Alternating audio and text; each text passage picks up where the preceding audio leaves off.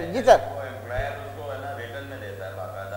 हाँ बिल्कुल, of course जी सर।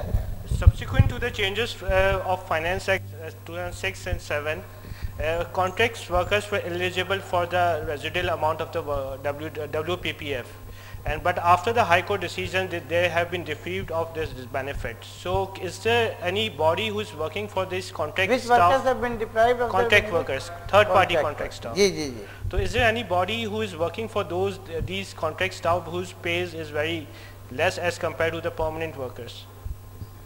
मुझे एक सवाल का जवाब दीजिएगा। Or is there any way that the companies can distribute those amount to those contract workers? मैं भी आ रहा हूँ, मुझे एक सवाल का जवाब दीजिएगा। जब through the finance act workers profit participation fund के लॉ में अमेंडमेंट लाकर कॉन्ट्रैक्ट वर्कर्स को भी प्रॉफिट का शेयर होल्डर बना दिया गया, तो उस वक्त आपका इतराज था क्या? सब कंपनियों का नहीं था। एक मिनट, मैं लॉजिकल, मेरा एक सवाल है पहले। अगर कॉन्ट्रैक्ट वर्कर से इतनी ही मोहब्बत थी, हैं? नहीं, एक मिनट पहले तो आ जाए ना। अभी हम कॉन्ट्रैक्ट वर्कर से अगर इतनी ही मोहब्बत है, तो हर वो वर्कर जो आपके पास कॉन्ट्रैक्ट में काम कर रहा है और 180 दिन से ज़्यादा इंटरमिटेंटली या 90 दिन है, उसको तो कॉन्ट्रैक्ट वर्कर होना ही नहीं चाहिए। नहीं, एक minute, let us be honest about it. हम वर्कर्स प्रॉफिट पार्टिसिपेशन फंड के बारे में ऐसे महज़ब और मजहबी कैसे हो जाएंगे? देखिए, हमने, एक्सक्यूज मी, मैं एक बात इसलिए कहना चाहता हूं कि वर्कर्स प्रॉफिट पार्टिसिपेशन फंड को तो आप दे ही एक मजबूरी के तहत रहे थे। आप इसलिए नहीं दे रहे थे कि आप उनको अपने प्रॉफिट में शराकतदार बनाना चाहते थे। अगर आप उनको अपने प्रॉफिट में शराकतदार बनाना चाहते थे, 2006 से पहले क्यों नहीं बनाया? तो ये तो एक मैकेनिज्म से बना रहे थे ना। हमने तो प्रोटेस्ट ही ये किया था कि भाई इनको आप आज दे देंगे, कल को तो आप इनकी पूरी लायबिलिटी हमारे मत्थे लगा देंगे कि भाई ये तो आपके वर्कर हैं, आप तो प्रॉफिट शेयर देते हैं। उस वक्त हमने एम्प्लॉयर्स को ये मशवरा दिया, ऑर्गेनाइजेशन को नहीं। अगर आप इस लॉ की वजह से दोगे तो ये कभी आपके वर्कर इस लॉ की बिना पर, की देने की बिना पर करार नहीं पाए जाएंगे, because you will always be able to take a stand कि ये वर्कर तो कॉन्ट्रैक्टर के हैं, इंडिपेंडेंट कॉन्ट्रैक्टर के, जो यू इंडिपेंडेंट है, दे इसलिए रहे हैं कि लॉ कह रहा है। तो अगर आज लॉ कह रहा है ना दो तो मत दीजिए। वो हमदर्दी कहां से आ गई और क्यों आ गई? एक बात। दूसरी बात, अब आ जाए ना जरा, ये जो आपने 2006 के अमेंडमेंट को छेड़ दिया है, 2006 और 2007, सॉरी नॉट 2006, 2007 के जो फाइनेंस एक्ट में अमेंडमेंट के तहत ये चीजें हुई थी, इसको हाई कोर्ट ने स्ट्राइक डाउन कर दिया, सिंध हाई कोर्ट ने स्ट्राइक डाउन कर दिया, पंजाब हाई कोर्ट ने भी होल्ड किया। Now this has been challenged in the supreme court. और चैलेंज किसने किया है? वर्कर्स यूनियन ने। वर्कर्स यूनियन ने, 3 ने इस्लामाबाद में चैलेंज किया है और 1 ने कराची में किया है हाई कोर्ट में। शेल, पार्को, जीएसके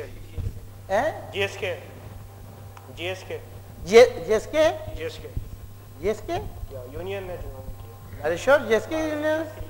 अच्छा, एनीवे, ये कंपनीज है जिनकी union, not management, union has gone and challenge. अब उसकी पोजीशन क्या है? Number 1, they are not the party to the original case. Appeal में तो गवर्नमेंट ही जा सकती है ना, लेकिन जुडिशियल सिस्टम में कुछ भी हो सकता है। तो चले गए कोर्ट के पास है, हम तो शामिल नहीं थे इसमें, हम अफेक्टेड हो रहे हैं, लिहाजा इंसानियत के नाम पर हमें सुना जाए और इस केस को रिव्यू किया जाए। अब उस केस को प्रोटेक्ट कौन कर रहा था, फाइट कौन कर रहा था? Employers federation on behalf of. अब employers federation has no money to fight, तो इन्होंने लिखा अपने मेंबर्स को कि भाई आप फाइनेंशियल सपोर्ट करें ताकि हम वकील खड़ा करें। अभी कोई ऑर्गेनाइजेशन वकील खड़ा करने के लिए फंड देने को तैयार नहीं है, तो naturally employers federation will not contest, नहीं कंटेस्ट करेगी। सुप्रीम कोर्ट उलट भी सकती है, उलट गई तो वापस आ जाएगा।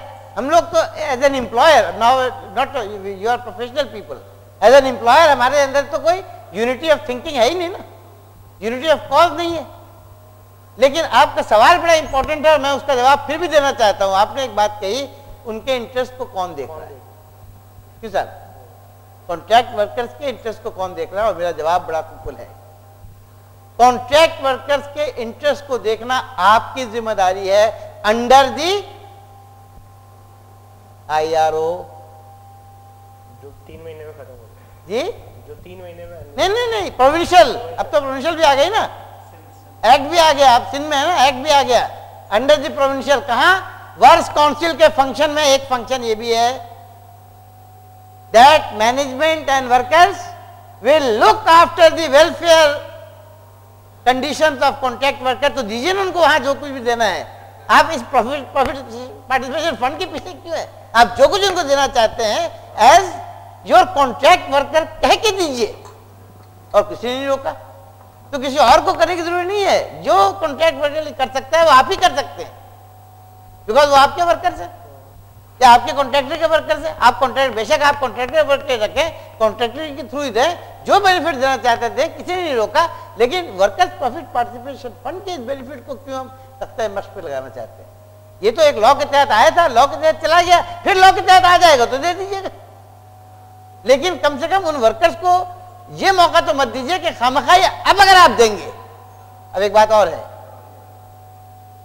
फर्ज किया अब आप दे देंगे लॉ के ऑपरेशन के बजाय के बगैर, तो अब आप उनको मौका देंगे ये क्लेम करने का भाई हम कहां कॉन्ट्रैक्ट वर्कर है, हम कहां कॉन्ट्रैक्ट, हम तो आपके वर्कर हैं, आप तो हमें वर्कर्स शेयर भी दे रहे थे, आप तो क्यों दे रहे थे? तो आपको तो कोई जवाब नहीं होगा, हम दे रहे थे हमारी मर्जी, तो भाई आपके एम्प्लॉई हैं, आपकी हमारी मर्जी, आप लॉ के तहत दे रहे थे, लॉ के तहत रोक दीजिए, लेकिन अगर आप देना शुरू कर देंगे तो be ready for that consequence. Very simple. Sir, any other question? I am sorry, anybody from this end? जी सर,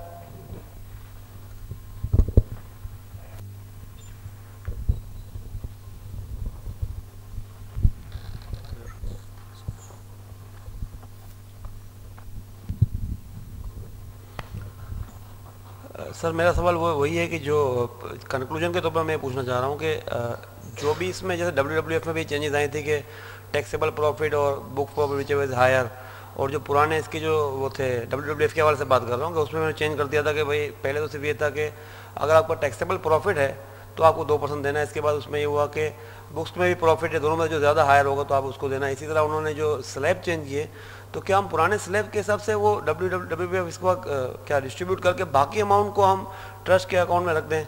और दूसरा कि WWF का जो आप कह रहे हैं कि वो अभी भी एग्जिस्ट करता है, तो क्या वो लेबर लॉ इस हवाले से मतलब वो किस रूल के तहत कर रहा है कि हम उसको अभी तक लेबर लॉ का ऐसा नहीं मान रहे हैं और उसको कह रहे हैं कि वो फेडरल का ही है और उस पर इम्प्लीमेंट भी होगा? ओके, आपका पहला सवाल था प्रॉफिट पार्टिसिपेशन फंड के स्लैब के बारे में। जी, तो जो स्लैब अब मुरव्वजा है आफ्टर द फाइनेंस एक्ट के अलावा, उसी एक्ट के तहत ही हमें बांटना पड़ेगा। यानी कि 2006 वाला जो है, हाँ, जो 2006 वाला है उसी बेसिस पे आपको बांटना चाहिए। इन टिल सच टाइम ये 2007 वाला रिस्टोर ना हो जाए। अभी तो खत्म हो गया ना, जब खत्म हो गया तो लॉ ही नहीं है, as if there is no law. तो जो उससे पहले लॉ था उसी के हिसाब, वही स्लैब एग्जिस्ट करता है, आपको उसी हिसाब से बांटना चाहिए। ये आपके पहले सवाल का जवाब है। दूसरे सवाल का जवाब जो आपने फरमाया कि वर्कर, तशरीफ रखें, ये जो workers profit participation, sorry, workers welfare fund है, ये वैसे ही एक फंड है वेलफेयर फंड का जैसे दूसरे वेलफेयर लॉज है। ये सारे लॉ अभी खत्म नहीं हुए हैं, इस पर फेडरल गवर्नमेंट अभी कोई लॉ नहीं बना सकती, लेकिन वो लॉ मरे नहीं है, they are as applicable as they were before the devolution. और प्रोविंशियल गवर्नमेंट को एक टाइम फ्रेम दिया गया है, इस टाइम फ्रेम के अंदर आपको इन लॉज को प्रोविंशियलाइज करना है, या फेडरल गवर्नमेंट को ही टाइम दिया गया है। जब तक वो टाइम लैप्स नहीं हो जाता उस वक्त तक उन लॉज की कानूनी हैसियत को हम चैलेंज नहीं कर सकते। सर, आप मेरी बात समझ रहे हैं ना? हाँ, लेकिन ये जो जिस तरह सिंध सेल टैक्स जब ये जिन्होंने प्रोमोलगेट किया, सिंध सेल टैक्स की नौयत अलग है, उसके साथ ही उन्होंने कहा कि WWF भी सिंध का हक है। जो उनका मुमताज साहब जो लीगल उनके जो है वो अक्सर अपनी तकरीरों में कहते रहते हैं कि WWF भी हम वसूल करेंगे। कोई मसला नहीं है, लॉ बन जाएगा तो वसूल करेंगे। अगर उन्होंने under the provincial coordination committee ये फैसला कर लिया है कि भाई ये इस तरीके से असासों की तकसीम होगी।